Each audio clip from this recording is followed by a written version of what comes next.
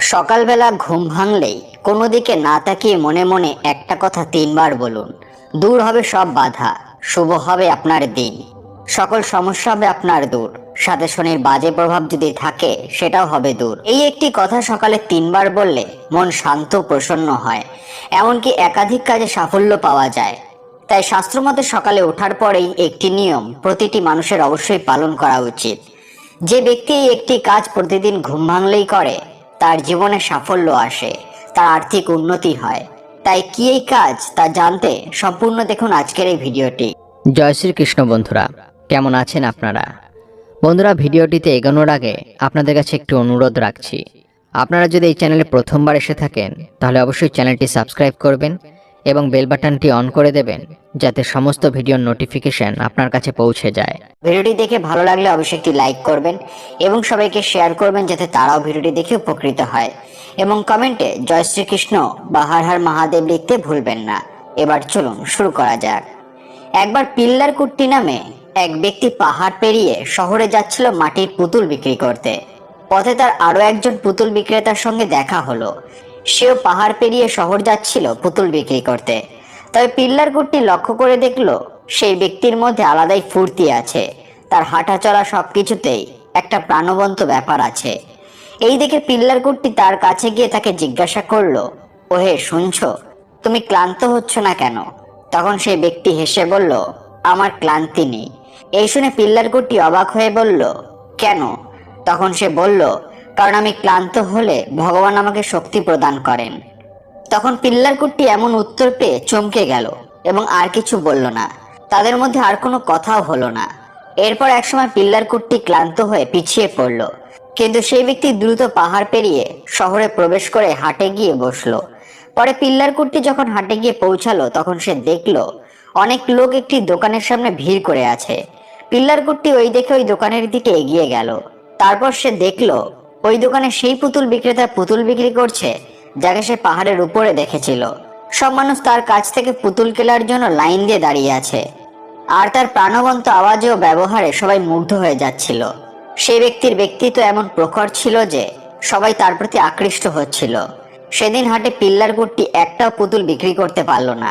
তখন তার খুব মন খারাপ হয়ে গেল, আর ওই পুতুল বিক্রেতার উপরে অনেক রাগ হলো, কারণ তার কাছ থেকে একজনও পুতুল কিনলো না, কিন্তু ওই ব্যক্তির সব পুতুল বিক্রি হয়ে গেল।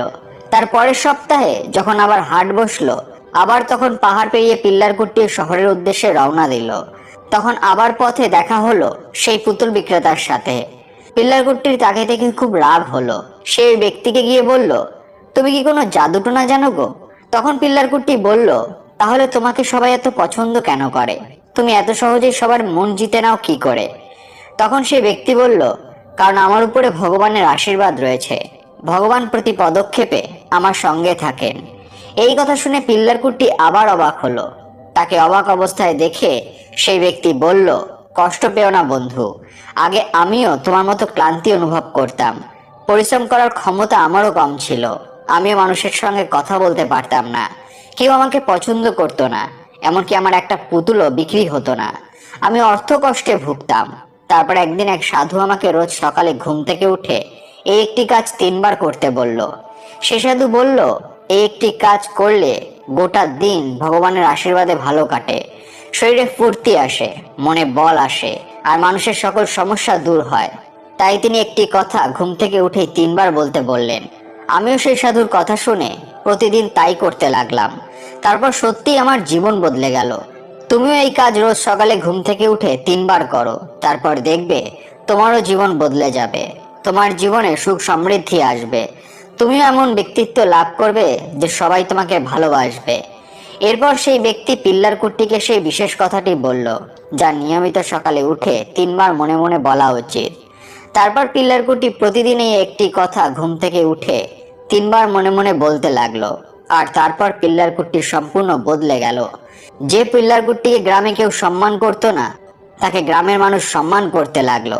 সেই গ্রামের জমিদার পর্যন্ত পিল্লার কুট্টিকে প্রচন্ড পছন্দ করতে লাগলো, আর পিল্লার কুট্টির পুতুল কেনার জন্য অন্য গ্রাম থেকে লোক পাহাড় পেরিয়ে তার কাছে আসতে লাগলো। তার জীবন বদলে গেল, তার আর্থিক উন্নতি হলো, তার পদমর্যাদা বৃদ্ধি পেল, তার জীবনে সুখ ও সমৃদ্ধি এলো। আর এই সব কিছুর পিছনে ছিল সেই একটি কাজ, যা সে রোজ সকালে উঠে 3 বার করত।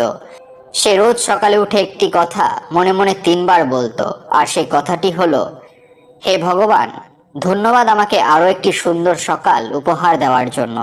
হে ভগবান, এবার আমি আপনার আশীর্বাদ নিয়ে আমার দিন শুরু করতে চলেছি, তাই আপনি প্রতি পদক্ষেপে আমার পাশে থাকুন।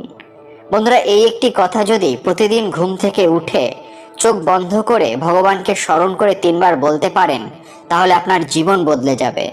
ভগবানের ভালোবাসা লাভ হবে, ভগবানের আশীর্বাদে জীবনে ইতিবাচক শক্তির সঞ্চার হবে।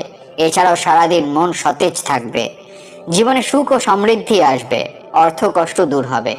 এমনকি একটি কাজ প্রতিদিন করতে থাকলে আপনার গ্রহদোষ পর্যন্ত কেটে যাবে। তাই জ্যোতিষশাস্ত্রে সকালে এই কাজটি করার উপরে বিশেষ গুরুত্ব দেওয়া হয়েছে। প্রতিদিন ঘুম থেকে উঠে একটি কাজ অবশ্যই করুন, আর দুঃখ দুর্দশা থেকে চিরতরে মুক্তি। এবার চলুন কিছু অনুপ্রেরণামূলক উক্তি শুনে নেওয়া যাক।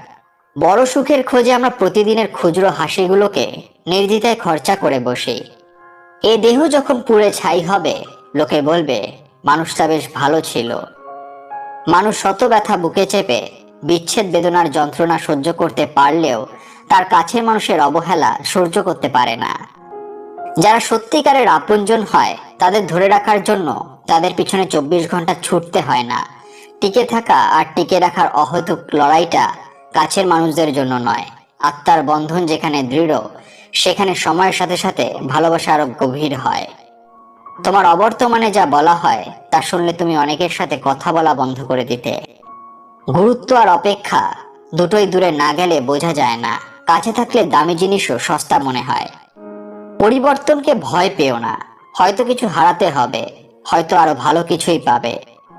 যখন তোমার ভেতরটা পাল্টায়, তখন বাইরেও পরিবর্তন আসে। পুরনো সব অতীত যেন ধরেছে যে হাত, কবু তাকে দিও না ছেড়ে দেওয়ার অজুহাত। ভুল হবার ভয়ে পা বাড়ানো থেকে ব্যাহত থাকে যারা, তার সত্যিই ভীরু।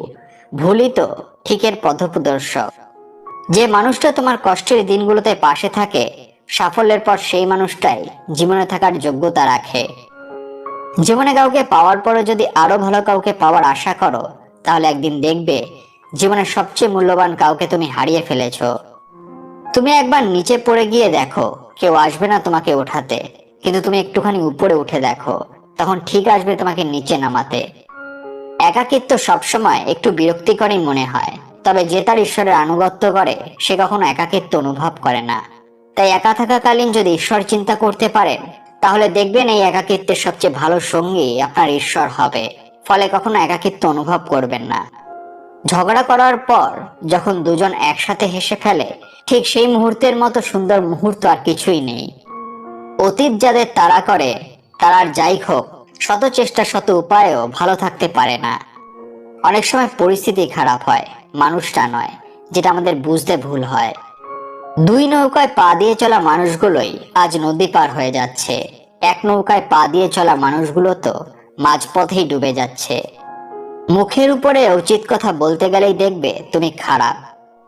সমস্যা জীবনের একটি অংশ, এটি থাকবেই। হয় নিজে সমাধান করো, নয়তো সময়ের উপরে ছেড়ে দাও। বন্ধুরা, ভিডিওটি দেখে যদি ভালো লাগে তাহলে অবশ্যই একটি লাইক করবেন এবং সবাইকে শেয়ার করবেন, যাতে তারাও ভিডিওটি দেখে উপকৃত হয়।